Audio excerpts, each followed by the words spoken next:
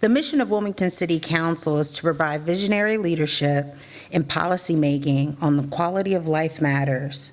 They develop well-researched legislation that will enable Wilmington government to provide its residents, visitors, and businesses with the highest quality of public services in a fiscally responsible manner through cooperative decision-making, strong ethical leadership, open communication, and transparency.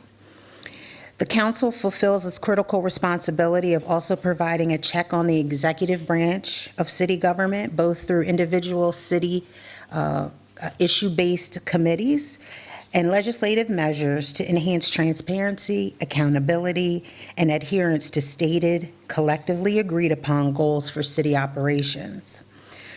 The City Council connects with constituents to identify needs in the community and to devise strategies to address those needs, both through legislation and through collaboration with the executive branch of city government.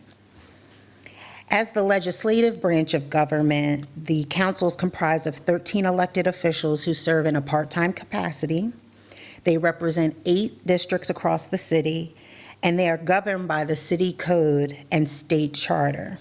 Their primary responsibilities are to enact laws, ordinances, which includes their part of the process to approve the city's annual operating budget. They draft resolutions, they provide checks and balances, and they provide constituent services to the best of their ability. 2 words you'll hear repeatedly tonight are ordinance and resolution, and I thought I would just talk about the difference between the two because they'll really help to give context to the remarks that you're about to hear. An ordinance is an act of council. Examples of an ordinance are things like authorizing the Director of Public Works to enter into a multi-year contract for a construction project. An ordinance might also be used to amend a codified ordinance of the city itself. Resolutions, on the other hand, are just expressions of the city council. Examples of those include congratulating high school students who have won state championships, supporting bills pending before the Delaware General Assembly down in Dover, approving a union agreement, or approving the appointment of members of boards or commissions. And while the county, state, and federal governments are our primary representatives for many issues facing Wilmingtonians, issues such as education and transportation, including issues such as education and transportation, the 107th session of City Council and this cohort of colleagues are doing their best to enhance the role that they play individually and collectively to address specifically Wilmington's needs, which are under their purview. Our agenda today will be very simple. When I'm finished talking your head off, I'll introduce our President of City Council, and she'll engage in a combination of presentation and then also asking for feedback to engage in conversation about issue areas around public safety, the 2020 census, community and economic development, and youth education and our elders. Again, between each topic, we'll have allotted time for us to have questions. And during that time, some of the staff colleagues and myself will come around with a microphone. It's just important that we get you on mic so that our WITN colleagues can capture footage and potentially use it in the future. I want to emphasize that in your packet, you have a copy of the strategic plan update. That's something that we update on an ongoing basis internally, and then every quarter we make it public. So we want you to feel like that's something you can be comfortable with. We also have a handy dandy IT QR scan code. The millennials in the office said this is the new wave of getting your hands on online information. If you have a touch pad phone, you can open your camera and aim your camera at that square with a design, and a link will come up. And if you tap that link, it'll take you directly to the strategic plan on the website. So, having said all that, I'd like to invite to the dais Hanifa Shabazz, veteran Wilmington Council member and the first female president of Wilmington City Council in this 107th session.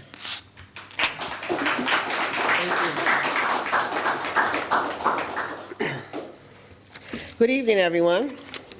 thank you for coming out on this beautiful Friday and coming to hear of the many achievements that we've done here in the city of Wilmington under my leadership, along with my colleagues, of the 107th session of City Council. I first would like to thank the PS Dupont Middle School. This is a beautiful, beautiful building, and the principal, Ms. Delethea McIntyre, for hosting us here today. I had a chance to walk through the halls and haven't been in the building for quite some time, and to see its well-kept, beautiful expressions of the children's accomplishments. I just really want to applaud you and your teaching staff for a beautiful building. I also like to acknowledge our council member for the 1st District that's in the audience with us, and that's Councilwoman Linda Gray, who's with us as well.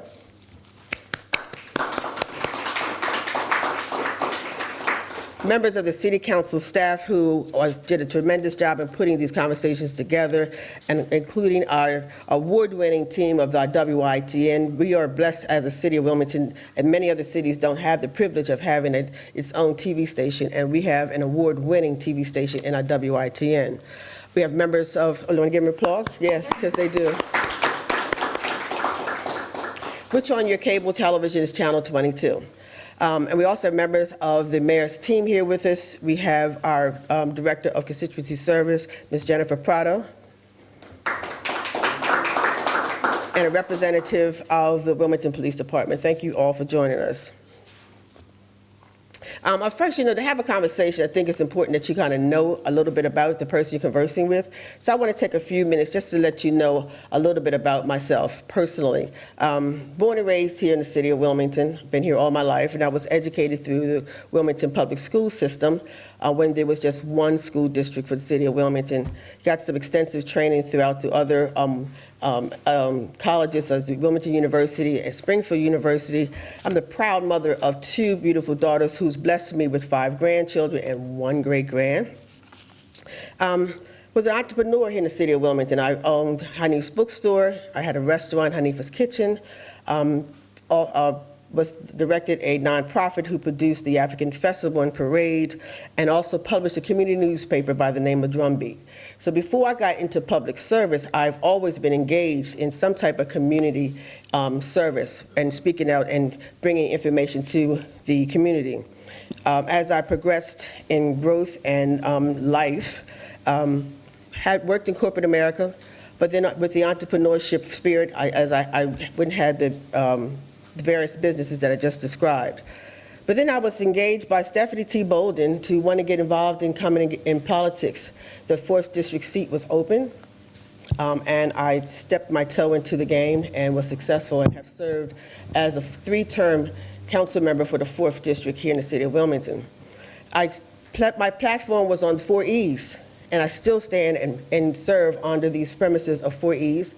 The 4 E's stand for education, because I thought it was important that I educate my constituents on their power as constituents, how to work this system of civic and social resources, which gave them the other E of empowerment, that collectively together that we could make a difference in the quality of life. That also was empowering them to create the necessary economic resources that are necessary to be able to provide an economic engine in their own community, which creates the 4th E, a healthy quality life environment. 3 terms as a city council member, and wanted to go on for the next level of being able to provide services as a public servant, and I stuck my big foot in this time and went out for the seat of president, and I'm blessed that the citizens of Wilmington felt that I was worthy of that position, and I'm proud to serve as the first woman president of City Council. So while we're here for a conversation. It's small, intimate. I'm glad to see that the crowd is growing, but we had several other conversations and the dialogue back and forth to be able to talk with constituents. By serving the first 2 years as president, I've been stuck on the 9th floor, handling the business there as president. But now the conversations give me the opportunity to be able to come and do what I really, really love, and that's to have conversations, to talk directly to the constituents so we can hear what their needs are and to be better represent them and hear their voice. So here tonight, we will focus on a few topics that's relevant to the city and provide updates and examples of the outcomes and the programs related to the legislative branch of government and this session of council and our strategic plan. As we begin this first 107th session with 7 new council members, all passionate, eager, full of ideas and ambitions, we knew in order to make sure that those things came to life, which you had to have a plan. And we put together, as you can see here on the screen, our 10-point strategic plan. So tonight is intended to give you a report out on the progress of the work that we've done, mainly around things of interest to most people is that of public safety. We want to reiterate the importance of the upcoming 2020 census, community and economic development, and things that's most precious to all of us is education and our youth. Excuse me.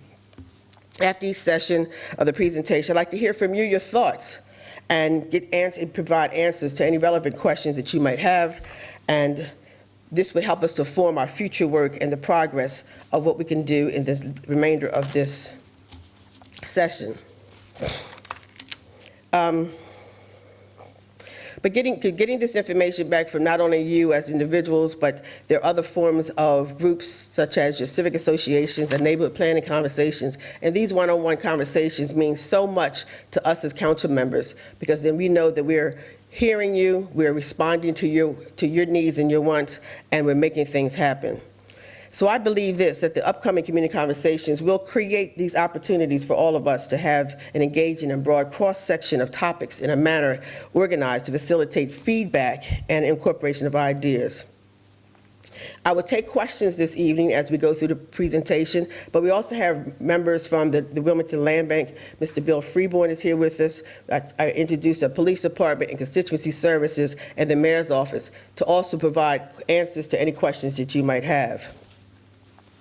And maybe all of your questions we might not be able to answer right on the fly, but I believe you've been given that in your folders, pencils, and a questionnaire so that you can leave us the questions, and we guarantee that we would get back to you. If you've given us the proper contact information, we would get back to you with the answers to your questions.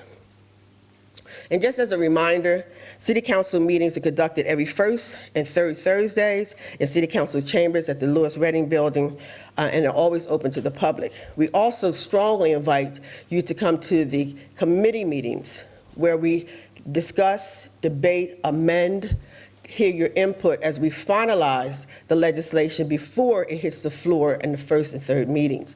So I know people come to City Council meetings and have expressed their ideas and their comments about legislation, but I encourage you to come to the committee meeting, because then at that time we really can take into consideration what your inputs and comments may be, and we can make the necessary amendments to legislation before it hits the floor. So the members of the 107th session, we conducted this strategic planning process. It was led by our Policy and Strategy Director, Professor Hanifa Jabbar-Bey, and it identified the priorities and set objectives to what we would do in this 107th session. It helped us also to create mission statements for City Council and also for our committee meetings so that we could be focused on how to accomplish these things that we felt were essential to the City of Wilmington. Our process led to the 10 pillars of our work as demonstrated on the slide. And we would discuss several of them this evening. Understand this is a living document and it's updated quarterly. As previously stated today, we will highlight some of the areas, and those areas are public safety, the 2020 census, economic and community development, education, and our youth. So let's begin with, which is always on everyone's mind, with the subject of public safety. I'd like to refer you to your handout.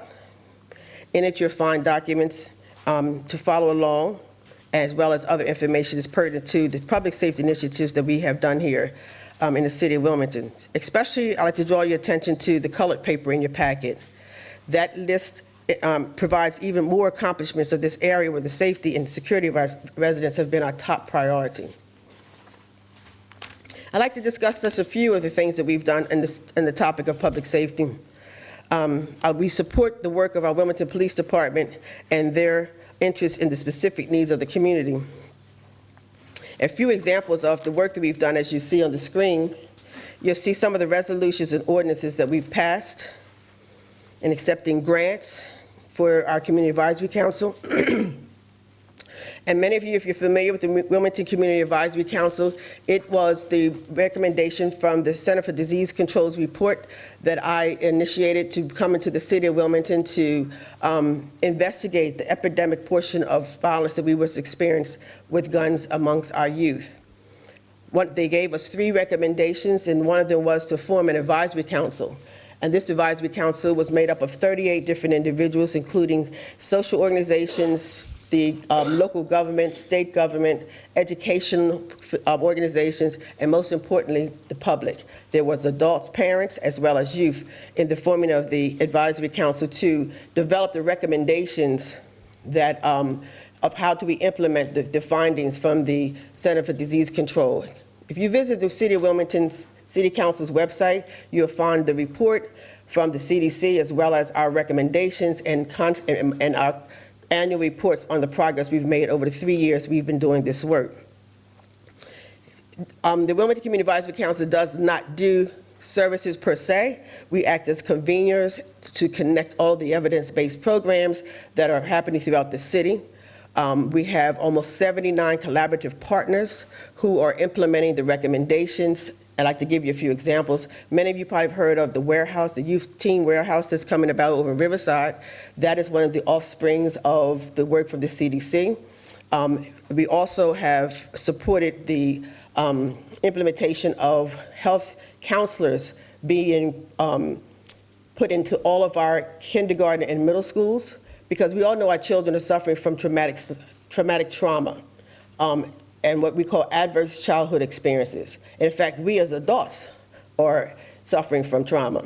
And I would encourage all of you to go online, look up ACE, which stands for Adverse Childhood Experiences, take the test, see how many experiences you have experienced, and then you can actually see how maybe things or characteristics that you have about yourself that you are dealing with, and maybe have a better understanding of how we deal with our children. With this trauma-informed care, we have also partnered with the state to train all of our safe havens. The City of Wilmington City Council was the convener of developing safe havens throughout the city. First thing, we knew that our children need to have a safe place to go. Everyone says there's no place for our children to go. Well, the City of Wilmington established 17 locations, and in your area of the 1st District, most of you from the 1st District, the PAL is a safe haven where they have late night hours as well as extended weekends. This was another result of the recommendations from the Wilmington Community Advisory Council. But we didn't just want to have a place for the kids to go. We wanted to make sure there was positive youth development programs inside of those safe havens. A lot of our collaborative partners provide services inside those facilities. But most importantly, we made it to make sure that from executive down to the program administrator, we made sure that they all were trained in trauma-informed care. So if our children were having an episode, that they were able to identify the child as having a traumatic episode and is not acting out or being disruptive, and know how to de-escalate the incident and not just punitively punish our children. Because most of the time we always say, what did you do? Instead of asking our children, what happened to you? 9 times out of 10, something's happened to the child that makes the child to react the way they do. We're proud to say that our police department, not only the Wilmington Police Department, but the Newcastle County Police, as well as the state police, all have this trauma-informed care, and we're working diligently in trying to get our teachers to be trained also so that they would know. And I think some of the teachers have been trained on trauma-informed care, so we now know how to deal with the epidemic that our children are facing. We also passed legislation, a resolution, encouraging the General Assembly in Dover to enact legislation regarding expungement. We know a lot of our young people are may not have criminal arrest records, which makes it difficult for them to obtain employment and housing. And so we would encourage the General Assembly to make those types of changes so that expungement would be an easier effort to accomplish.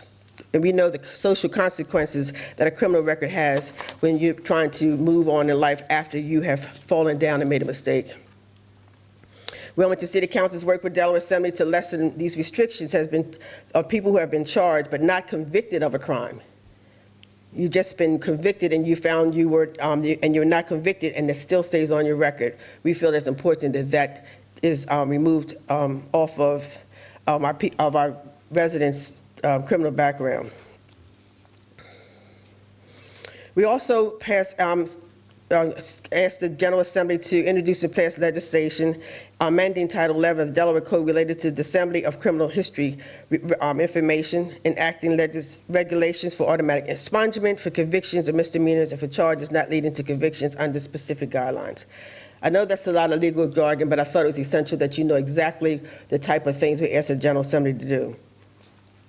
Or do you have any thoughts on any of these issues? I know this type of response to the General Assembly would be of interest to you, and I'd like to, at this time, get an opportunity to see if there's any comments from members of the audience. If not, I would just encourage you to understand that this is governed by the General Assembly, our state representatives, and really encourage you to contact your representatives in Dover to continue to make this legislation come to fruition. We're doing our part to try to express the needs to the General Assembly of things that they govern, but it only can be more effective as we all working together have a collective voice. It's just not us 13 council members, but also that we can say that we have the support of our constituency as well. I'd like to ask the question, what do the community think about body cameras for our police department? I think it's a very good idea and necessary, very necessary initiative. Okay. I agree.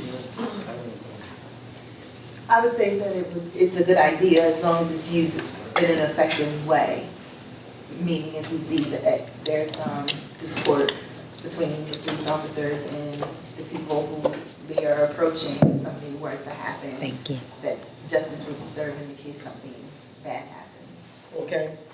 Well, know that the City Council is also looking into the value of having body cameras as well. And as once we get all the details about what it would take to do so, we know it has enormous cost.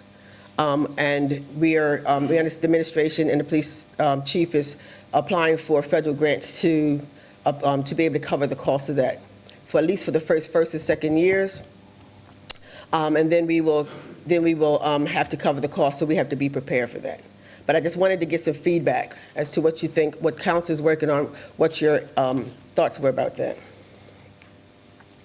We also passed an ordinance. Many of you know have been plagued with these ATV bikes running through our neighborhoods. And so we passed the ordinance. Have y'all noticed the difference in how many ATVs are in your neighborhood lately? Yeah, I'm turning out to the season at the present, but I don't know if it's a matter of ordinance or just we're still coming in from the spring, cold spring. Well, we did pass an ordinance forbidding them to, they have to have a particular type of license, insurance, and they have to have the right type of trailer, they have to be locked up a certain type of way, and failure to have that, that gives the Wilmington Police Department the authority to capture those, even if it's locked in your yard, if it doesn't have the proper, it's not on a proper, God, I can't even think. Thank you. Trailer. This is a conversation, y'all. It's not me just talking. It's a conversation, okay? A trailer and doesn't have the proper licensing, then it can be confiscated by the Wilmington Police. We put this ordinance out a while ago, July of 2018. We gave the public an extended period of time to be able to get their licensing things in place, but it just to let fair warning now, it is effective, and your ATVs can be confiscated by the Wilmington Police. So we heard from my constituents, and we put the necessary ordinance in place to address that. I also mentioned that we passed a resolution. Excuse me? Okay. Are these the same as the dirt bikes? That's what I mean, the ATV. That are dirt bikes? Yes.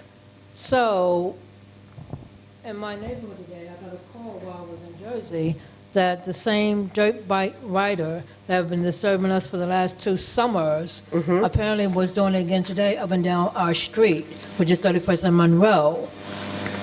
He did it last year all summer, so what do we do? And we know the color of the bike, we know the person, what do we do? Well, Ms. Police Officer, would you like to respond to that? Well, situation like that, maybe we'll control the area more. Like I said, if you have information about that person, their address, anything like that, to try to make contact with them. Situation like that, like you were saying, the dirt record, we're unable to confiscate it. They're on it, can't get cheap because it's dangerous because they're going at high speed, and they're not protected on those things. And at that point, some of them, the carriers are going to ride it. So a situation like that, if you know the whereabouts of the mic, the dope bar may be, we can try to, confiscate it. If you know the residents of where that person needs to stay, We do. we try to make contact with them. And then if they have the proper paperwork, they'll be able, if they have the proper paperwork, they'll be able to provide it to us. If not, then we'll just be asking them, obviously, where their bike is at. But, yeah, So who do we call with the information? we can still call 911. 911? Yes, and just provide them the information saying that, there's dirt bikes riding up and down in the area we live at, and then we'll respond to the area. So the operator that answered the phone, when we call 911, will take the information from us and relay it to you guys? Yes, they're related to us over the radio, and also, all of that will be related to us on our computer, and all that information as well. It's also in your folder. Right. Inside your folders, there are information relevant to the conversation I'm presenting today. Yeah, well, They'll, just. if it's in the non-emergency, they'll switch it over. This is not emergency, it's a change. Good evening, actually. You want President Ginell, good to hear me? Okay. So, It's not the speaker, it goes for the camera. okay. The The question was, okay. Can you hear me now? Yeah. Okay. Even if you do provide the paperwork, would you be able to, I guess, subject them to a curfew? As to when they are allowed to ride those vehicles or the riders? Well, there already is a curfew. There is a curfew law. The understanding what the curfew law is, and we are working on marketing with WIT in 22 to let people know more about the details of the curfew. Okay. That statement, and because you mentioned the paper, the logic being to have this person improperly riding his bike, they're being reckless and unsafe. And if the resolution to resolve, the resolve is to go to their home and ask for the paperwork, and you have it, then would the real issue at that point be that even though they have the proper documentation, they are still using it in a method that That's right. is purely unsafe? That's correct. Which would almost, if it was like driving your actual car, you'd get reprimanded for that too, for doing something similar. Well, really, the legislation is so that the police don't confiscate it and take it away, and you lose the valuable equipment. Because it's no matter, we did not make legislation that made it legal to drive on the city streets. So you're going to get a citation for driving it on the streets illegally, but they will not confiscate it because you have the proper registration. Okay? That's just the point. Thank you. I just want to say too that there's a penalty for violating this. And the penalty in the legislation that council passed, there's a civil fine of $2,000 in addition to any other penalties. That's what they have in the legislation. So it's just not a slap on the wrist. Where can they ride these bikes?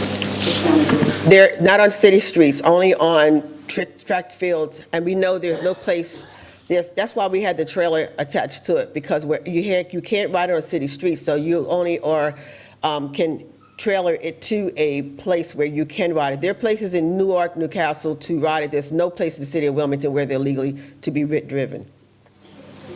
Okay? That's why the trailer is part of the validation. And that's why you're not confiscating them. That's correct. I want to just emphasize, too, that, we did a resolution, I mentioned before, about having a mental health counselor in all of the schools, in our elementary and middle schools. And I want to give you an example why this is so important. There was a little girl who was having a traumatic moment. She went in the bathroom, and she was frustrated, and she was taking her frustration out on the bathroom door, and she's pushing this door back and forth. The door hit another little girl in the head and killed the little girl. Okay, so that's the kind of reasons why we need to have mental health counselors to be able to recognize when our children are having a dramatic episode, to be able to ward off these type of incidents. That wasn't in Wilmington, No, it wasn't in Wilmington. It was somewhere else, but I'm just saying that was an example of, the trauma is everywhere. The trauma is everywhere. So we're trying to be proactive. We're trying to do preventive and intervention measures to deal with the epidemic that we know that we're dealing with. One of the other things that the City of Wilmington City Council did was we partnered with a local business and had LRI wallets created, which are licensed registration insurance wallets. We had 5,000 of them made, and we distributed them out through the city to individuals. And this was to prevent any type of incidents happening in a police stop. The LRI wallets are attached to the visor. They contain your license, registration, and insurance. So if you stop by the police, you just pull down the visor. You have copies of your information right there handy in the wallet, so there's no mistaking that you're reaching for anything other than the license, registration, and insurance. Another preventive measure to ensure that there was good relationship between the Wilmington Police Department and our citizens. So we were excited about them. We did have a few. They went. We have a few now. We think we have a few that might be left, but that we partnered with other organizations to do, not just give them away freely, but an educational component with it. And that was another initiative that the council 107th session did for public safety. The next topic, any other question about public safety? Remember, this is a conversation. Okay.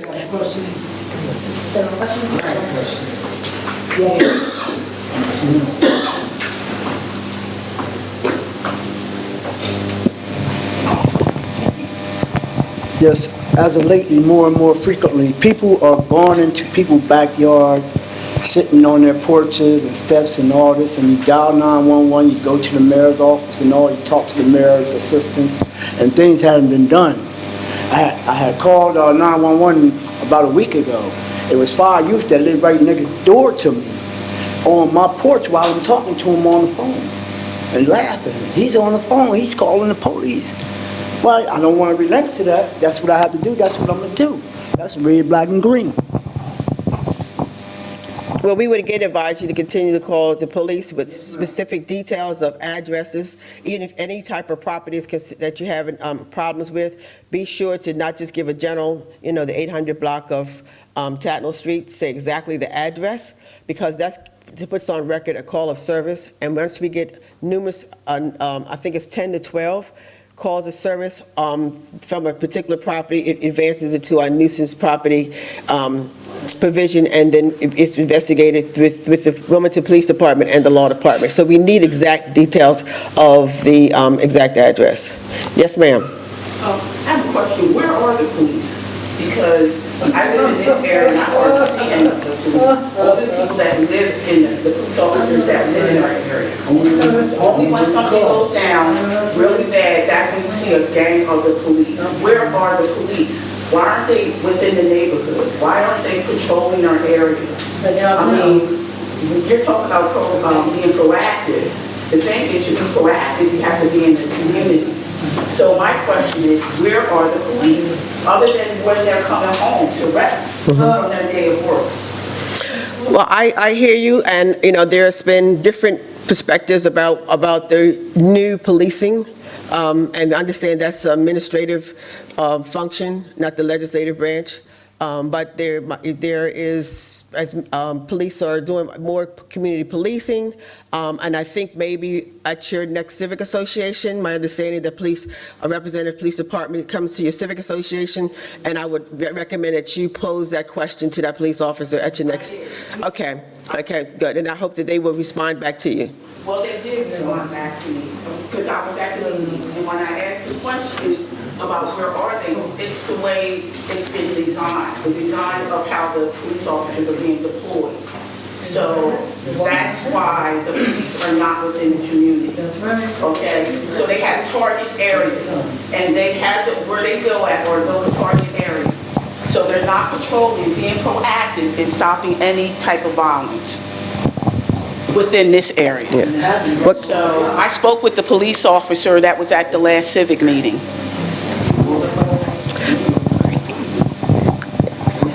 I can't say that, one of the areas that you may be talking about, right now we're trying to work more with the community to increase us getting out of the cars rather than just being in the cars driving around. Like you said, like the new policing, that's not community policing, just being in your car because you have no community contact. The areas we are, like you said, we are targeting more of the higher crime areas to try to lower the risk of crime in those areas. But at the same time, we are still patrolling these areas here as well. We're not ignoring them. I can't speak for everyone, and I can't speak for the entire police department, but we are working, trying to work with the community. I don't know who you spoke to that day on, or which area you do live in. I live in the first district. Okay. And this is the district that I patrol. I'm assigned to this district here. You weren't at the meeting? I was not. No. The last civic association meeting. Okay. Well, this area here, we are to increase directed patrols here, getting out the car, walking around, speaking to communities, and speaking to the people in the community. What area do you live in? I live right across the street. Okay. Okay. Well, I just want to share that I know, we don't have enough police officers to be on every block. This is not a defense. I'm just reality. I'm just. With community policing, when you guys back at years ago, the police officers were involved in the community more. They were proactive in preventing a lot of bad things going on in the community. Now that you don't have that program available, now all stuff is hitting the fan. And it's moving to this neighborhood. So you may be targeting one area and moving the crime down there, but they're going to go to the next area, and then that's going to be a target. Then what you going to do? Well, every neighborhood has something different, and I'm quite sure that when you get to your civic association meeting, and you said, I know you want to work with Councilwoman Gray as your council representative and come up with an initiative to be able to address your concerns. It's not going on deaf ears. We understand you, and I also want to emphasize that the collaborative work of the community, trying to do some of the proactive things along with communities, because police are usually going to respond to after this issue, and I understand that's why you want them to patrol in the streets so you can stop the issue. And I don't know how we figured that out, that we have enough force of police officers to be able to be at those places where crime is taking place. So we also have to provide support. And I know I'm glad to work along with Councilman Gray to come up with some initiatives to help provide more support in your neighborhood.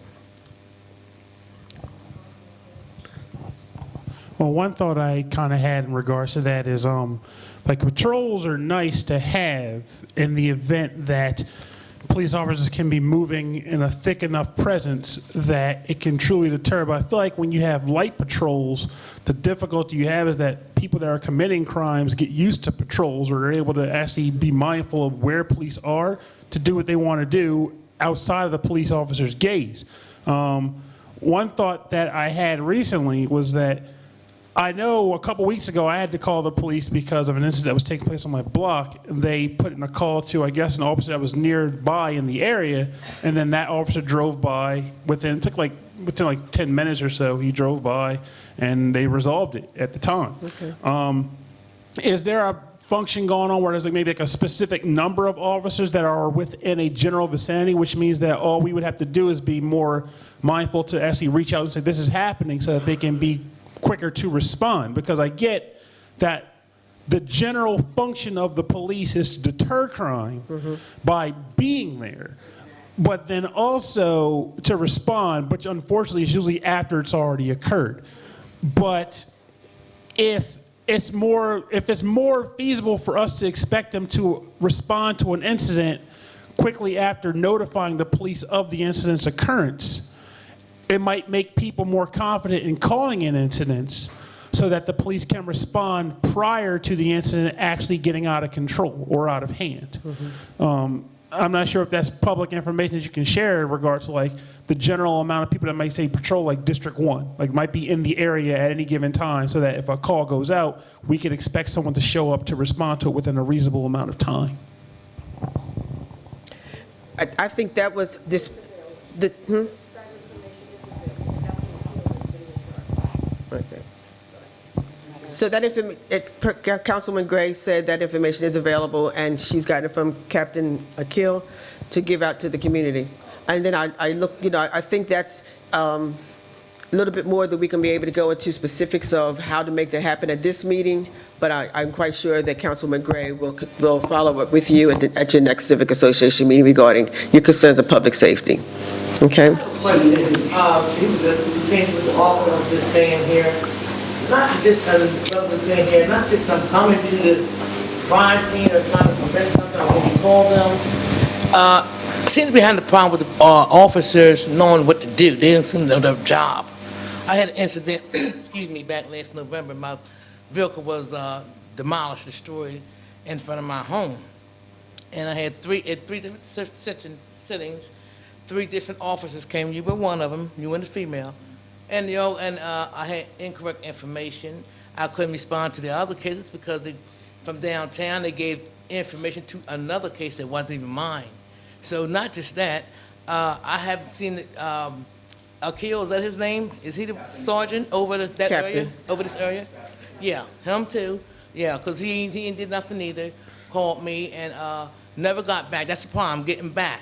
Now, I'm sitting here wondering what's going on. I'm at a vehicle right now because of that incident. I do not have a vehicle, and it's hard for me to get around. And I'm told that it's, what is the common word y'all use for it? Criminal mischief. That ain't no criminal mischief. My windshield being shot, and like I said, it seemed like it was directed at me. No one would look into the matter. So this is the stuff the city people, do y'all handle this kind of stuff? I understand your question. Is this what the city council handles, changing these laws? Because I feel there's somebody tearing somebody's car up, and if you got information and y'all have these cameras on these streets, and I'm asking, can y'all check the cameras? And nobody wants to check the cameras. What's the problem? Is there no film in the camera? What goes on with the cameras? Why are they on the corners and they're not capturing nothing? Well, we do the legislative portion of the government. Yes, and so we have to look into what law that is not fulfilling the situation that you mentioned. Yeah, the turn a truck in front of my house on 3 different separate occasions, Thanksgiving morning being the last. And each time the officers came, the first ones came, I clearly told them they just came from Cracker Jackson. Because I was asking them questions and getting upset because I was asking them legal questions. And I should have been asking them, should be calling the crime scene people or somebody shot to my window. Well, because I have my grandchildren in there. Councilwoman Gray said that your district has a lot of vandalism, car vandalism, and that she would look into the policies to see what, and work along with the police department to see if we can get more coverage to address that. Okay? Okay, I'd like to move on now to the Census 2020. Now, as you know, April 1st marks the start of the countdown to the 2020 U.S. Census, and it comes once every decade, and it does the population and housing count, and an accurate census count is critical, important to Delaware and to the city of Wilmington. The data from the census determines how many representatives each state gets that goes to Congress. Right now, we only have 1, and that's Congresswoman Lisa Blunt Rochester. I believe if we make it to the 1 million population count for the state of Delaware, that we could get a second voice, second congressperson. And we probably do have 1 million people in the state of Delaware, but they're just not all counted. It determines our congressional and state legislative districts, as well as our local city council districts. It distributes more than $675 billion in funds every year. The stats help plans for needs for new roads, schools, libraries, and emergency services, and it influences businesses at their determination of where they want to locate. Somewhere near $14 million has been lost to inner cities due to incomplete census count. There was an executive order put out by Mayor Bezicki, and he and I co-chair the City of Wilmington's Census Count Committee. The members, we work together through the city to educate residents of the importance of participating and being counted. Critical funding for our local schools, our hospitals, our nutritional programs, healthcare, lunch programs are among the things that are based on the accurate count of our population. And we understand how important it is to get this completed count committee up and running. And so I'm very excited that he joined me on establishing such a committee. My fellow council members was Councilwoman Dixon, Councilmember Friel, Harley, Oliver, and Loretta Walsh also co-sponsored the legislation. So when it comes time for the census counts and you start to see people on the street, please encourage, most of the time it's people who trust each other that would encourage or listen to, that would encourage a person to complete the census report. We desperately need it. There are tremendous individuals who are not counted in least in our neighborhoods, zip codes such as 101 to 19801 to 3 and 5. Am I correct, Lassie? No. Oh, and the census tracts as well. So we are providing services to individuals who are not getting the residual dollars for it. And it is about a certain amount of money per person. Yeah, so the state of Delaware receives $2.2 billion a year for every year, so that's 10 years. We only do this every 10 years. And the individual per capita is $2,214. Every person that's not counted is $2,214 that does not come to the state of Delaware. The top two funded things from the information gleaned from the census is Medicaid, Medicare. You mentioned Head Start, SNAP, vouchers through the housing program. So there's a lot of money that we end up missing out on by people not being counted, and particularly hurt our children. So. And these uncounted individuals are getting services that our taxpayers are paying for. So we need everyone to join on to help us to get everyone that possibly can to get counted in this upcoming census. They're hiring individuals. Okay, they're hiring individuals, so you'll see job fairs. I think there was a job fair at the Wilmington Library. You see them posted throughout on the City Council website, where they're going to be job fairs, how you can become one of the individuals that's working to get it done. So we're putting money behind making sure that we count everyone for this upcoming census. You had a question? Just a quick question as far as the amount that you mentioned. A quick question about the amount that you mentioned. Is that a fixed amount, or is it possible for more funding could be provided? I guess it depends on the budget, whether Congress changes the budget within that 10 years, but that's an estimate used that they based on from 2010. All right, thank you. Do you count the prisoners? Yes. They are counted where they reside, but where they are imprisoned, not where they came from. And we also count the homeless. Am I correct? Yes. Yes. So we're trying to count everyone. Yeah, wherever you are on April 1st, 2020, that's where you get counted. That's who gets the dollars for you.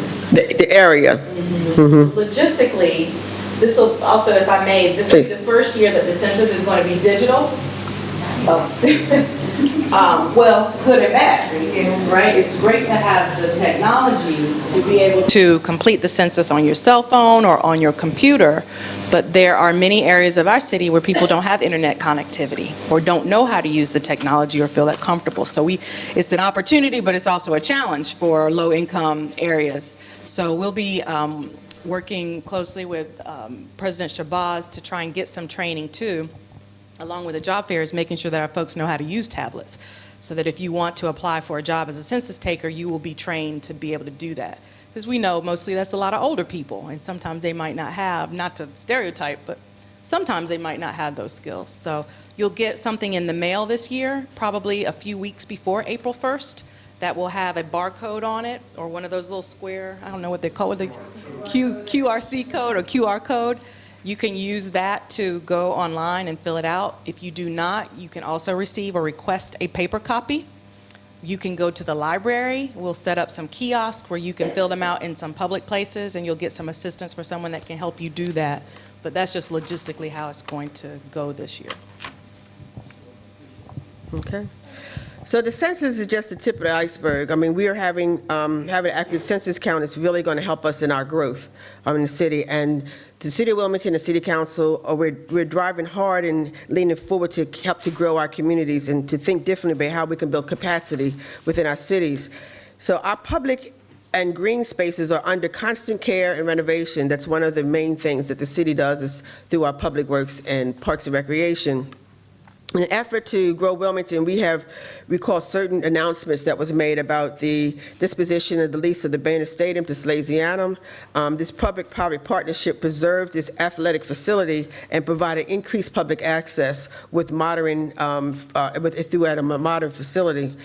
They also did a lease to a portion of the Kirkwood Street Park to Newcastle County Vocational School District for the installation of a turf practice field. Now the only high school in the city of Wilmington now has a practice field. They don't have to travel everywhere else to be able to practice. And they are champion football teams, and so we need to make sure that we have the things that all other schools have. We have the same for our children. And I'm very proud of council's determination to get the renovations of one of our most used park, which is Eden Park. So that capital improvement is happening right now. It will be a turf field. Our pools are being renovated, and that Eden Park is used where most of the camps go, where all our children go for the summer. So the fact that we've gotten that completely renovated, City Council was very proud of that effort. And there's many other improvements to our parks throughout the city. In fact, there is renovations coming at Haynes Park through the Public Trust Fund. Director Kelly is working with Councilwoman Gray and the Neighborhood Planning Council in the renovations and upgrade of Haynes Park. I think Ms. Green is smiling back there. She's worked diligently on that. Speakman Park. I mean, on the work we did at Speakman Park along with Haynes Park, that's correct. Speaking of Speakman Park, what's going to get that together? It's simply more. I've been watching some of the parts they've been, revamping. That was simply taking quite a long, just there yesterday. Well, we're working on all the parks, and I don't have a date. I don't have a date, and I have Councilwoman Gray to follow up with you on that. But we're doing our efforts to trying to. This is Councilwoman Gray. She has a broken foot, so excuse her for not standing up. There's other different components that we have done to work on with the growing of Wilmington. On our commercial development, many of you are familiar with the 76ers Fieldhouse, where 75 new jobs were created. And the rezoning of the 700 Lee Boulevard is currently on hold. So there's a lot of things happening in the city of Wilmington that's being done by your council members in an individual district, and they all benefit not just the district, but the entire city. You can see up on the screen other pieces of legislation that we've done to continue to grow Wilmington. We also supported a resolution. I think this is really important. Many of you travel to Philadelphia Airport. We did a resolution supported a proposal for a direct-to-airport train line in service to connect Wilmington to the Philadelphia International Airport. We thought that was a major initiative that would really enhance the convenience of transportation in the city of Wilmington. We're proud to say that.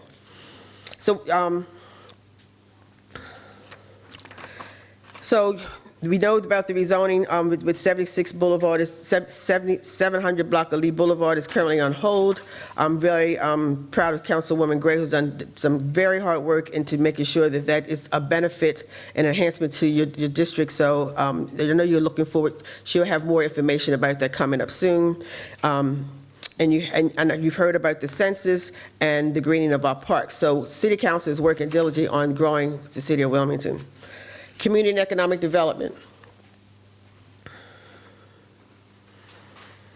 In your package, there are handouts list some of the issues that we've highlighted in a section of our discussion, and the strategic plan update in your package is online, again, and is updated on a regular basis.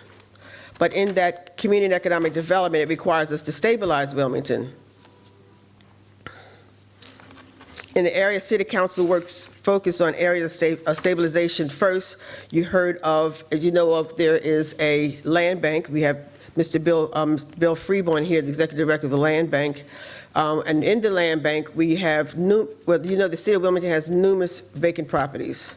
And I know we could talk all night and 2 days in a week about the incidents that we've had dealing with vacant properties. So know that we are doing diligently to address those vacant properties. One of the first programs that we are looking to initiate, and is really now in the runnings, is our homesteading program. We have identified of those vacant properties, ones that are not, that could use just a little love and tender care, don't need as much renovations to bring them back online.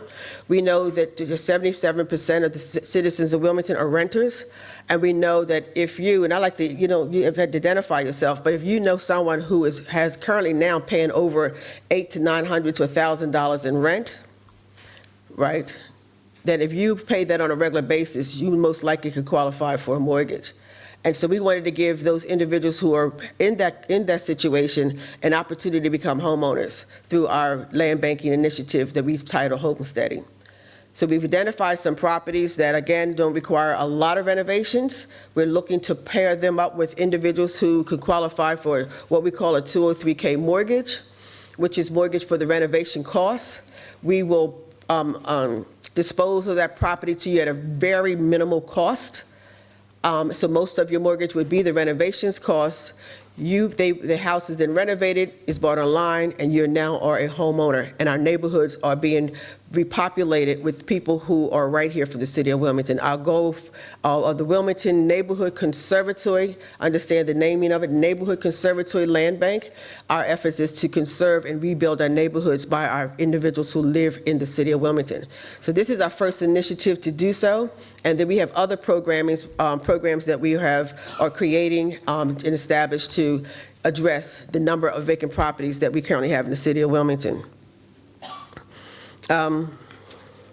We've had meetings with our local contractors.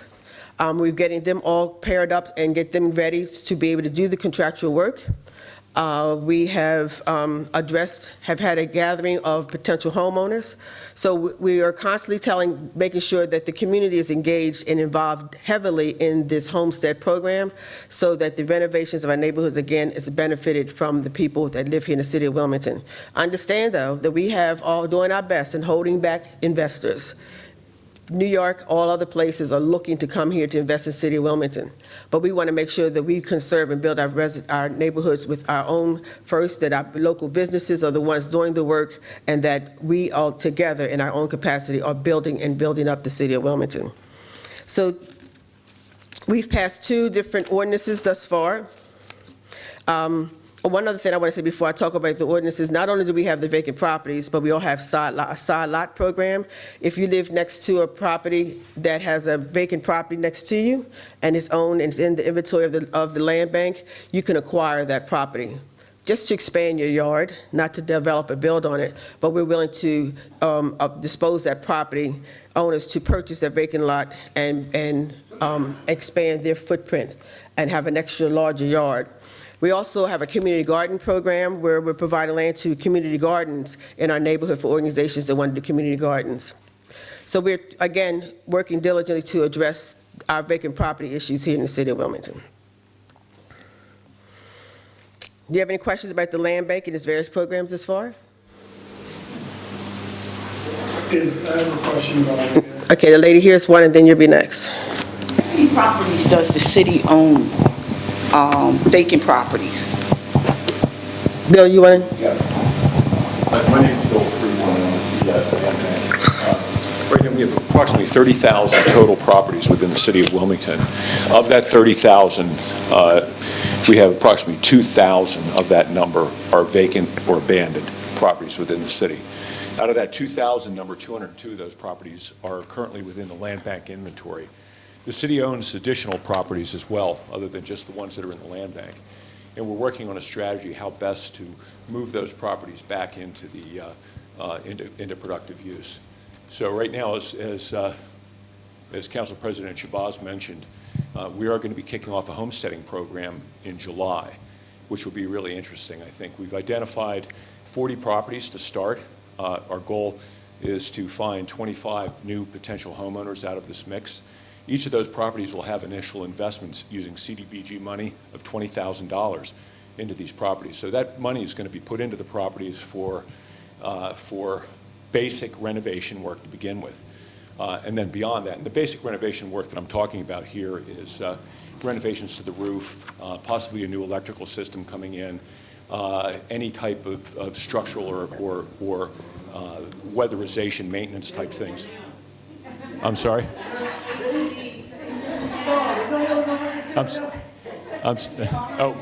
With our friend out there, our motorcycle rider out there. Yeah, there we go. But so each of these properties will do an initial investment using CDBG dollars of $20,000. Community Development Block Grant. CDBG is Community Development Block Grant dollars. And those are federal dollars that are granted to us and to the city of Wilmington, and that for the purpose of redeveloping the communities. So it's a great investment that's being made into the properties. It's a grant, meaning that you don't have to pay it back. And Yes, sir. exactly, it's a grant. So what will happen then is for the individuals who then are purchasing the properties, after that $20,000 investment is made in the properties, what that does is it significantly impacts the amount of money that you'll have to borrow in order to renovate the homes. So your renovation dollars will be going into the things that you see more than the things that you don't see. The $20,000 that are going into these properties through the CDBG money are things that you don't typically see. They're the things that cost a lot of money, that impact the house and the livability of these homes, but they're not the things that obviously, yes, I'm sorry. I just have a quick follow-up. Yes. Are these properties located in safe areas? Because I'm sure the potential buyers are concerned about that. What we've done on this thing, we're looking at two different pieces to this. One is, of course, the structural integrity of the homes, and the homes that are in the better shape or better condition. And the second piece is, of course, the surrounding area, and also not only the surrounding area with respect to crime, but also the surrounding area with respect to existing home ownership. So what we're trying to do is bolster that home ownership aspects within the city. And the goal is, I mean, we have to do this in steps. The goal is, as we do, you have certain blocks have vacant properties where there's homeowners and where there's renters. I was going to list some other ordinances that we've passed to deal with landlords. Okay, and making them they have to do mandatory training and rental inspections of their property. They may have to have business licenses. So we're trying to put laws in place so that we could have a bigger, stronger teeth in enforcing the housing stock. So our landlords have to be licensed. They need to be trained to know how to deal with tenants.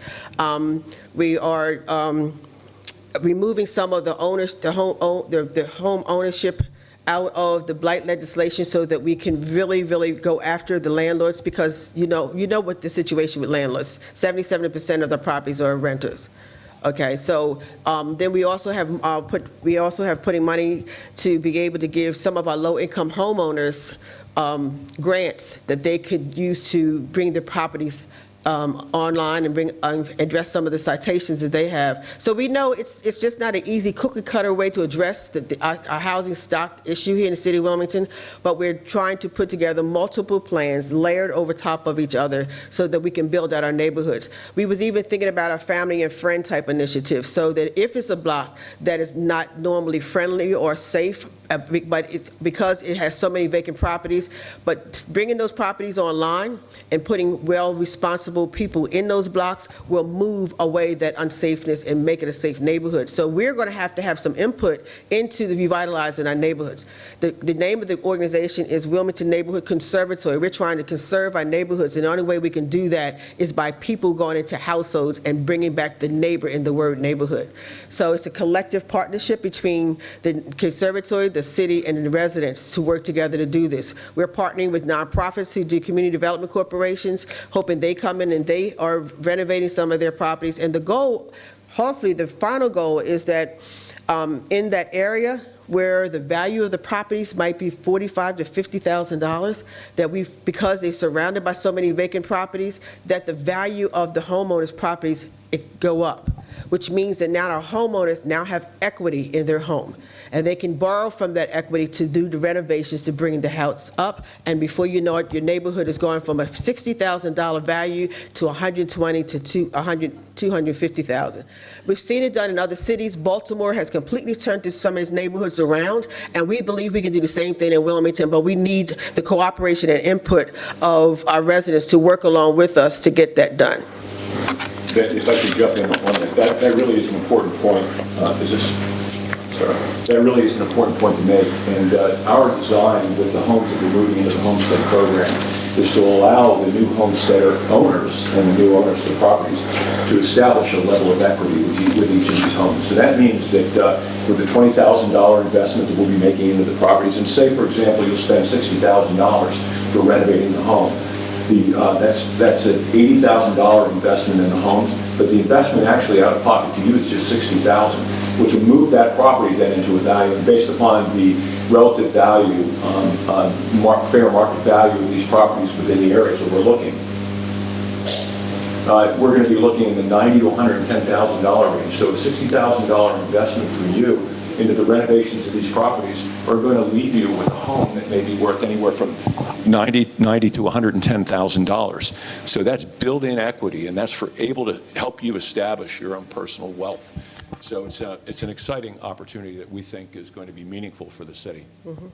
With that homesteading program, how long do they have to live in your home? It's 5 years. 5 years. It's a 5-year, it's a 5-year commitment into the home.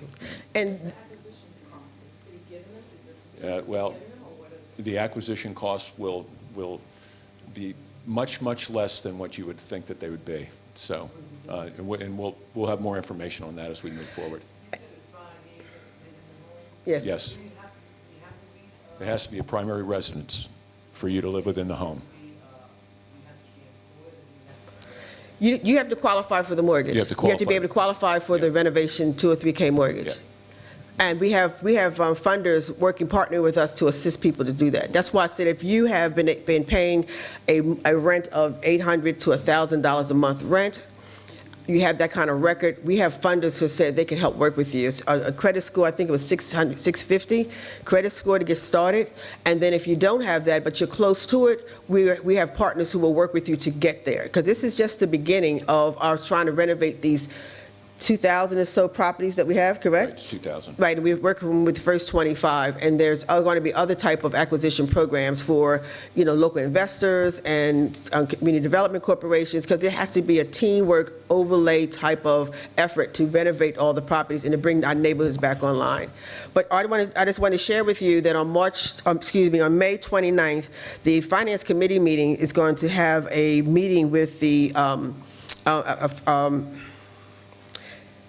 a Finance Committee meeting is on May 29th at 5 p.m. on the first floor City County building that will be discussed in much more detail, more information about this, about the land bank and you're coming on June 13th. That's the council meeting on June 13th. Right. But the other meeting is going to be for the kickoff of the new program. Correct. So we are going to have another meeting. I told you we had one for the contractors, we had it for the homeowners, and then we're going to have another meeting that's going to launch the whole program. We should have the funders there, we have the possible contractors there, we have the list of the houses. So all the information will be all together. We will be able to get that information. The 29th is going to be talking about the ordinance legislation that we have about the problem landlord list. Okay, we're going at them with all angles of trying to address the vacant properties and the blight in the community. It's just one thing we have to do. There's many things we have to do. Yes, ma'am. I owned a property at 8th and Pine for 35 years. 8th and Pine, as you well know, is drugs 24/7. Right. All day, all night. Absolutely. And nothing's been done in 30-plus years. Okay, when we're doing it now. I'm just explaining that that's one of the target areas. Targeted areas. We're doing something now. Like what? Cameras? Well, there's cameras, there's community policing. We're trying to get some of the properties that are vacant. There's a lot of vacant properties there. There's a lot of renters there. There's a lot of blight. That's correct. And so we're trying to deal with the renters. We're trying to turn them into homeowners. We're trying to get the vacant properties. We're trying to bring them back online. And like I said, it's not one solution to the problems that we have in our neighborhoods. You know, There's people that hang out there don't even live on that block. we understand that too. We understand that too. And they all piss up and down the street. And they told me when I complained, lady, I don't know where you grew up, but if you grew up in the city, you can piss anywhere you want. Well, we contribute that kind of knowledge, that kind of thing to our educational system, and we're working on that as well. Is there anything that can be done with the liquor store that's located there? I think it's 8th and Pine, right behind the school, because a lot of activity happens right there on that corner. So there's all a lot of stuff that's right there, right behind. Right. Yeah, I think, Ivy, if you'll see that, if you notice, there's been a really stepped-up effort to acquire the problem liquor stores in the area. In fact, I know, that's what I'm asking. yeah, and that's one of the ones that's on the radar as well, too. And in addition to acquiring them, in several cases, there are 2 properties in West Center City alone that have been acquired and are being torn down as well, too. So for redevelopment. In West Center City, that's Yep. what I'm asking about when you address that particular block. I know that liquor store. It's real important in terms Yep. of helping stabilize. know that one very well. And a lot of the people there are unemployed, and so there is the Central Baptist Community Development Corporation that's doing tremendous work in trying to provide employment, workforce development, employment opportunities for the people in that community. So it's like I said, it's going to take a team effort to address the social ills that's causing some of these issues that are plaguing our neighborhood, and so there's just not one solution that's going to do it. It's not just policing, it's not just renovating the properties, but it's just a collective effort. We've been able to address the liquor store one time before, but that was a community initiative that addressed the liquor store, and we was able to close it down for 6 months. But again, that was because community worked along with the city to address that, and it's still going to take us working collectively to address some of those issues. So that is on the radar. Okay. There's a lot of churches in that area. Have you guys started partnering with churches? You got some big churches out there. Mormon Street, try to have them help you stabilize the community as well. But I know a lot of the churchgoers don't live in the city. But to just go to the preachers, somebody say, yeah, we need some help. There's conversation happening. Yes, ma'am. There's conversation happening. So. And I left a fact sheet on the land bank out on the table out there, so if anybody wants some additional information on it, it's just an FAQ sheet with just frequently asked questions that can help you, and also contact information on that as well. Okay. So that effort, this is extensive because the 107th session has done a lot in these past 2 years. And so we're hoping that I'm trying to address, trying to share with you some of the initiatives that we have done that addresses your quality of life. So we've done a lot in making the residents and visitors of the city of Wilmington a friendly place. And so many of you might have been, if you come downtown, we have the Park Mobile application on your phone to make it easier for you to park downtown if you don't have the change. We did a resolution for the property valuation of the Wilmington parking lots to see if they're really providing value to the city.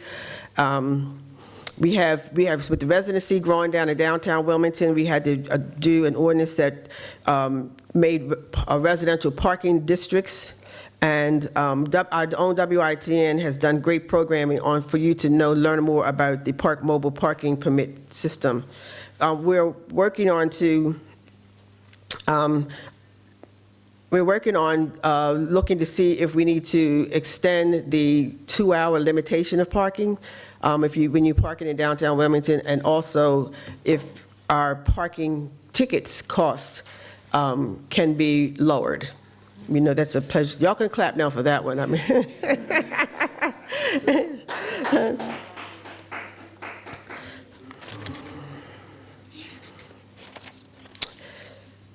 another one of our priorities is prosperous and sustainable Wilmington.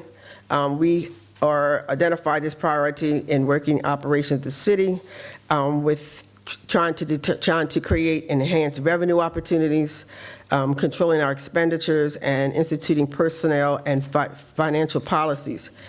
We reviewed the 2018 compensation study to see that it was done by the administration.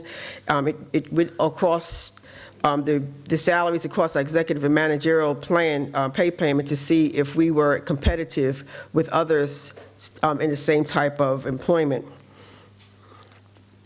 We passed the ordinance legislation related to the rate stabilization review. This might sound like a bunch of legal jargon, but it's very, very important that we created a sustainable Wilmington, and this ordinance aims at putting certain protections and precautions into our code in order to prepare for the possibility of an emergency, and also to reduce the need for increased taxes or rates. As you know, this budget that was proposed by the mayor did not have a property tax increase, and this legislation that we did with creating this rate stabilization helped us to be able to do just that. No property tax increase. I'd like to refer you to the handout. There's more details about that in your booklet so that you understand the whole purpose of us doing such legislation. I'm going to move along to education, youth, and our senior population. Our young people and our environment and their health and education are very much a high priority for City Council and myself. In this section, we see some of the examples that we've done to affect our older population as well, because we know that a healthy Wilmington is one of our greatest assets. You'll see some of the legislation that we proposed that dealt with health. Again, in your handouts, there are some initiatives that I'd like to talk to you about. We passed a resolution in support of the Delaware State Senate Bill 25 to raise the tobacco and purchasing the purchasing of tobacco from the age of 18 to the age of 21. I know that you might be familiar with the new vaping that the young people are doing, and this would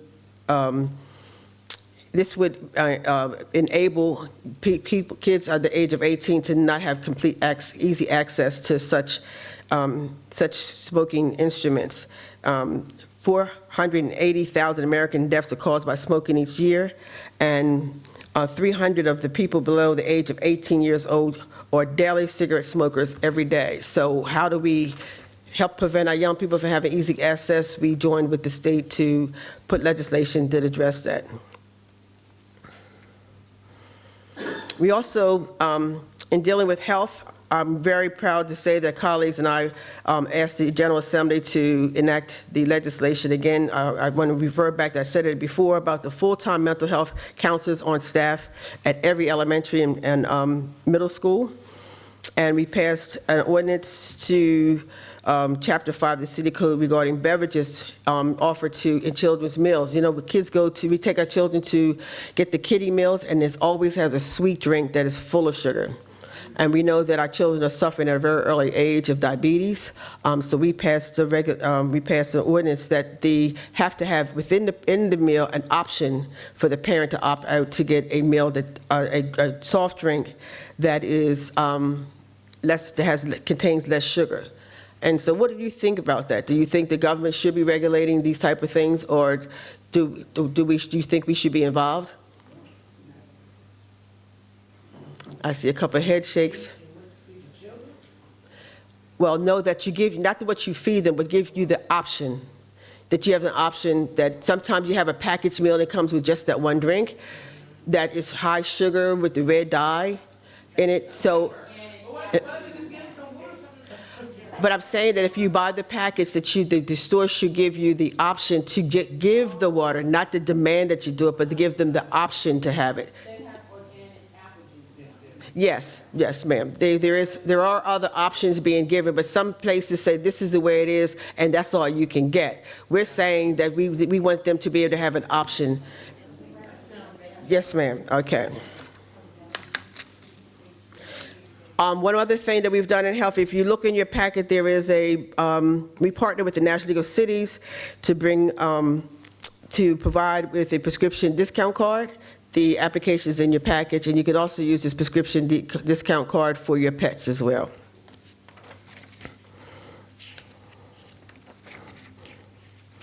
One of the other priorities is Wilmington for all ages. On the screen, you'll see the various resolutions that we passed to encourage the General Assembly to mandate the inclusion of sexual harassment, sexual misconduct, and consent information in our sex education courses. We are inundated with these types of situations, and so we wanted to make sure that it was a more broader, holistic inclusion of topics in our sex education classes. We also did a resolution encouraging adoption of ethic classes curriculum for school districts serving children for the city of Wilmington. We know cultural competency is important, that children need to know more about their background, their ethnic history, and we wanted to make sure that's now being included in the educational curriculum of our young people. One that I think is really, really interesting I hope is interesting to you, that a resolution encouraged the prohibition against the suspension and expulsion of pre-kindergarten through second grade students. There was an alarming rate of children, especially children of color, that were suspended and expelled from school in the ages of this kindergarten and third grade students. And we wanted to stop that and put some other type of precautions in place to address the issues dealing with our pre-kindergarten and second grade children. 250 preschoolers are suspended or expelled every day. That's 250 preschoolers are suspended and expelled every day. And I have to emphasize the CDC's report about the trauma that our young people are experiencing, and these traumatic episodes are titled as misbehavior, acting out, but the child, you don't know that what's the reason for the child. Was the child abused that night before? Did the child eat? Did the child have memories of, some type of abuse or a adverse experience that they experienced which causes them to respond the way they did? So with that medical health counselor in the schools, the training of the teachers for trauma-informed care, we'll be able to address that as well. So these are some of the precautionary things that we want to put in place to address the issues that our children are facing. For our seniors, we sent a resolution to the mayor to create a senior identification program. And the establishment of this database is for information of our senior residents so that we know where they are throughout the city, to ensure that they are informed about the kinds of programs that we offer. One of them is a real estate tax exemptions and rate fee waiver. Meaning that if you're over the age of 65 and you meet the income threshold, you're exempt from property taxes, and there's a minimal discount on your water. So many of our seniors don't know of the program, and the law stated that you had to renew this every 3 years. We just passed legislation that means that once you're 65, you're 65, and if most likely your income doesn't change. Right, so we thought it was nonsense to have a senior having to go back and reapply every 3 years, because most of the time they forget, and the next thing they know, they got this bill and they don't have it in their budget to be able to pay it. So we wanted to make sure that our seniors were not hit with these unnecessary bills, and so we passed the legislation. In fact, it passed last night to address that.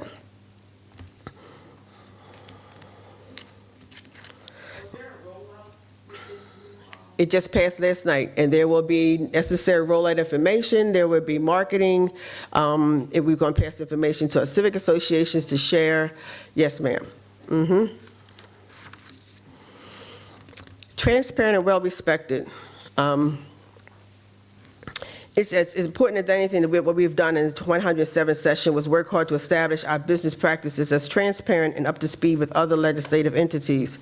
On the screen, you'll see some of the legislation that we've passed, and one that we passed was a resolution for City Council to fill the vacancy of the first city council district, which is how we was able to select my counterpart and colleague, Councilwoman Ms. Linda Gray. And I'd like to take this moment to bring her forth. If you'd like to just introduce yourself to your constituents and answer any questions, please come forward.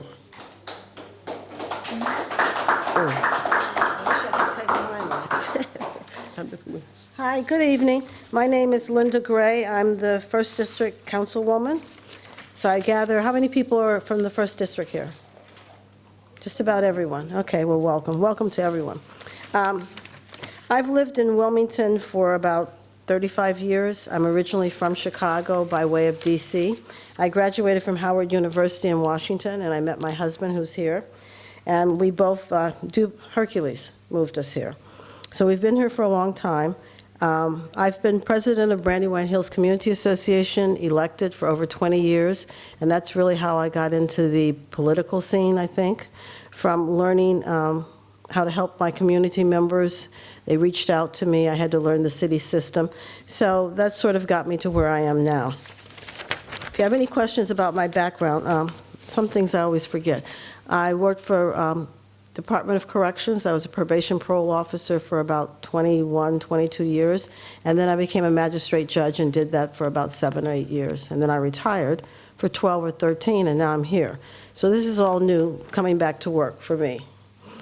Okay. Now, it seems like most people were concerned with the public safety aspect of President Shabazz's address, and just quickly, I was going to go over some of the things. Captain Akil has come to Brandywine Hills Community Association meetings several times, and he stressed that one way to get better coverage by the police is to continue to call on anything. If there's anything that you're concerned about, someone walking down the street, different noises, they encouraged us to call the police because police deployment is based on the need. So if you don't express the need by calling, because they record how many calls come from certain areas, then they will do what you were talking about, the random patrolling, but they will not patrol past as often. And I will say that in our community so far, the response time is usually like 10 minutes. So someone was saying that the police arrived like 10 minutes later. That's the response time for us. So if it gets longer than that, maybe you need to contact me or contact Captain Akil. But remember, call. And one thing I'm going to suggest, in our community, we have an email tree. We have the email addresses of we have 263 homes, and I think we have about 150 email addresses. And they send an email to one person, and that person distributes it throughout the community. So therefore, we have even tracked criminals going through the community on a specific day or week. Like they were on this block trying to get into this home. And I will also say that car break-ins are one of our main complaints, and using other people's furniture in the backyard. We even had someone that took the furniture from one yard to another and piled it up and broke into the home on the second story. So that is a big problem in the First District, is car burglaries, break-ins, and home break-ins. What else was people were asking about? Are there any other questions about public safety? Oh, the cameras. I'm not aware of where that individual, I think it was you, were talking about cameras, and what street was that on? Well, I live on 34th Street, and as I explained to the officers, the person who did it, because I had a neighbor who gave us their DC on them, but they went towards back around the corner and back up Washington Street. There's cameras on 34 Washington, there's cameras on Market Street, and you check it in his cameras. You know, and I understand with the officer, but I've talked to Captain Akil. Captain Akil, yes. He never got back with me. He assured me when he was going to, it just never gave me no feedback. Even if he couldn't do it, I got the feedback. I understand that. That's one of my pet peeves, too, the people who don't get back to me. I'm not taking up for the police, but being supportive. They really can't arrest someone unless you have a name, address. I'm not saying arrest. I'm saying look at the camera. That's what I'm saying. My question is, what are the cameras there for? and crimes go on, how many times do they go to these cameras and see if they capture any evidence from these cameras? Well, I will check on that. I'm unaware of the cameras, and I'll try to check and see why they don't check them. But I'm pointing out that usually they, even if they check the cameras, if they don't have a name, date of birth, and address, they cannot arrest the person, which I agree is a problem, because how often, you can even see a person commit a crime, and if you can't give the police officers the name, date of birth, and... Right. Oh, you gave them that information? I'll give you my card, and you can email me or text me personally, and I'll look into it, okay? But criminal mischief, I said I was a magistrate judge. Criminal mischief sounds to be the appropriate charge for someone breaking your car windows or breaking into your car. To take it to the next level, the damage has to be monetarily more. So usually the crimes are based on the monetary damage. How much money it costs to repair it. So if they break your window and it costs $50, if they trash your car and it costs $2,000, that might be a felony. Oh, well. I'll see what there's a law that... It cost me my entire vehicle. The vehicle, just got the bill at the shop, and that happened. Okay. 3 different occasions, and then so I told him, but... Well, I understand, and I'll give you my card, and you can email me or text me, and I'll look into it. But just a funny story, we had a neighbor that we encourage people to lock their cars. And this one woman had her car broken into 3 times, the windows broken. She was discussing it was more expensive to have the windows repaired. So she started leaving the car unlocked, and the next thing that happened, someone slept in her car. So, I mean, you can't win, I'm sorry to say, but... Any other questions? Twice in one night. Tell it like it is. That's what I said, it happened twice. The one night, yeah. So I just want to make one comment to supplement to Councilwoman Gray. So most people have smartphones, and if the police won't pull the videos from the lamppost, it's always a good idea if you see something happening and you and or a neighbor can get a picture on your smartphone, it at least provides evidence for the police to work with. May not result in an arrest, but don't underestimate the value of taking pictures. Another funny story about that, our neighbor took a picture of someone stealing our bikes out of our garage. All we had were orange sneakers and black hoodies. I mean, that's what was on the picture they took. So try to get their face or some other descriptive thing that they have on. Are there any other questions for the public safety aspect? Yes? Do you think perhaps the city could provide, I mean, as they do the home alarm system, do you think that, or the fire detective, do you think they could provide little doorbell cameras for everyone's doorbell in the city? You mean provide free? I mean, well, you don't know, I mean, it can be expensive, but it's mighty possible to do that. So the city can provide that, or it's just something out there. Okay, well, I think they're $100 or less.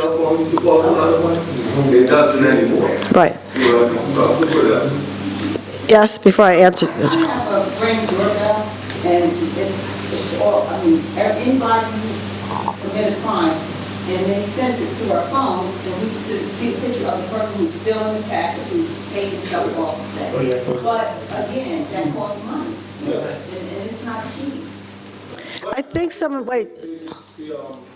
excuse me, I think some of our neighbors told me we don't have one. They have like that's a lot, but $100 will give you a camera and report to your phone and do the peripheral and everything. But once again, just like you see on television, eventually they put the picture of the person on television because they can't identify them. Because you have a picture doesn't mean you can identify the person, but it is the beginning of a solution. I understand that. And my I understand, right. But I will say that if you get a community, I really stress people get together, whether it's the 2 or 3 houses next door to you, the block, the community, and get sort of an email tree going. Or maybe if your neighbor has a camera, or the 2 of you can join together and get a camera. Usually the camera will take a range, like you say, down the walk and on the sidewalk. So if they're at the neighbor's house, it might be captured. So I really think people need to get together and discuss these things, either in the community meeting or with your neighbors on the block. But, share your ideas and see if you can work something out. Anything else? Any other concerns? Yes? We all in this great big boat. We are all going to sink or we all going to float. We have to stay together and work together. That's what I encourage. Yes. Anyone else? Any other questions about anything else? I have a Yeah. question. Yes. But this is a personal question for you. Since you've been the new representative for our district, have you been attending any civil association meetings? No, I have not been to any. I committed to one, and I broke my foot. I thought I would be driving by the time the meeting came, the date came, but I wasn't. So hopefully, this coming week, I should be out of my boot and be able to drive. But I have a commitment to go to Harlan Park. Okay, your first Wednesday of June, I think I'm supposed to be there, okay. And Rivers, East Lawn, they have their meetings on Thursday. We have council meetings every other Thursday, and I also have a committee meeting on Thursday, so I don't have Thursdays available, rarely, unless something happens. So it just depends on when the community meetings are, whether I can make them or not. Are you doing it Wednesday, no? Wednesday, 1st June, I think it's the 3rd or something like that of June. First Wednesday of the month. Yes. Yes, miss? I have a question regarding the potholes on my street. What's your street? My street is 37, and the block up from my area, the 800 block, I believe, they have smooth roads, but they missed their block. And mind you, it seems like the city's wasting a lot of money just doing patches. Okay, let me explain. Real quick, because I'm trying to... 700 block. Thank you. I'm going to try to give a short explanation. If it's torn up near the sidewalk, that's gas. That's Delmarva Power. If it's torn up in the middle, that's water. Okay, if the street's torn up every place, then Delmarva and the city have to coordinate to pave it, okay? There's this thing in this area, because I'm from Chicago, so this doesn't happen there, where the asphalt plants don't open until April. And whatever they use to patch during the winter, they say is not sturdy. So riding over it makes holes and ditches and everything. So April, the asphalt plant opened, and they're working as fast as they can to do all the streets. And I will say that Commissioner Kelly and Delmarva worked with me to get Washington Street done, which I think was the worst, other than Baynard Boulevard, which should be next. So they paved those. And Delmarva also said that when they do gas, they do a temporary paving for 1 year, because it could take that long to get everyone on that block to sign on to gas. They have to have a sign-on from everyone on the block. I don't think you have to accept to have gas in your house, but you have to sign on before they can come back and permanently pave that. So there's a lot going into it, but I am working to get the streets in my district paved. I gave them a list of every street that had a problem. So they should be coming to your street unless, because I got a map from Ms. Kelly. Every street that's worked on, who's working on it, what construction company, everything. So I'm trying to work on that. Anything else? Okay, I have cards, and I'll turn it back over to President Shabazz. Thank you, Councilwoman Gray. There is a camera working group. The city has a camera working group, and we are reestablishing the entire camera infrastructure throughout the city of Wilmington. So there will be some changes. Some of our cameras are very, very old. Some of them are not transmitting. So even though there might be a camera there, that doesn't always mean to capture something. So the city has finally got to the point where we've been able to determine the type of system that we could use that is adaptable for to be able to get the vision and the panorama view, be able to send it back to connected with the police officers. They're training individuals to be able to monitor those cameras. So we're hoping our cameras will be able to be a more instrumental tool. Am I correct? Yeah, instrumental tool in addressing some of those issues. Well, I know that I talked a lot tonight. My goal was to let you know and all the some of the major priorities of the City Council strategic plan, some of the type of legislation that we've put forth and how it affects your life. It might be kind of boring to you, it might be kind of interesting to you, but I thought it was important that you know what type of work that we've done here in the City Council. There's still more work to do, and when you talk to your various council members that come to your civic association meetings, that's the time when we really need to hear what suggestions and recommendations you might have that fit in any other priorities, so that we can develop the kind of legislation that would change it and bring about a good quality of life for you, the neighborhood, and the community. Yes, sir. Quick question. For the purpose of further research, is there a place online where I can go to just look up the more detailed information in regards to these different ordinances and resolutions? Absolutely. WilmingtonCityCouncil.com. We have an archive where all of our legislation, you'll be able to get a PDF copy of every piece of legislation we've It's on your agenda. This with the website. You'll be able to see every piece of legislation that is currently been proposed, and whatever stage it might be in the first and second reading, it's going into, it might be pending in committee, or it has been passed and approved. You'll be able to see that. And I encourage you to view that, give your input, especially if it's pending, to us, come to our civic association, our committee meetings, and all the dates and times. You'll find it on Channel 22 as well as on our website. And please, and there's a place on our website where you can communicate to your council members as well.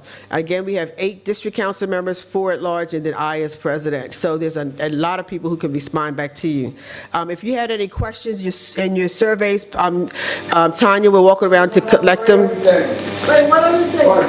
Please email or text me. I don't normally answer my phone, so you have my card. So text me or email. That way I know what you're asking right away. I'll have to get back to you and ask.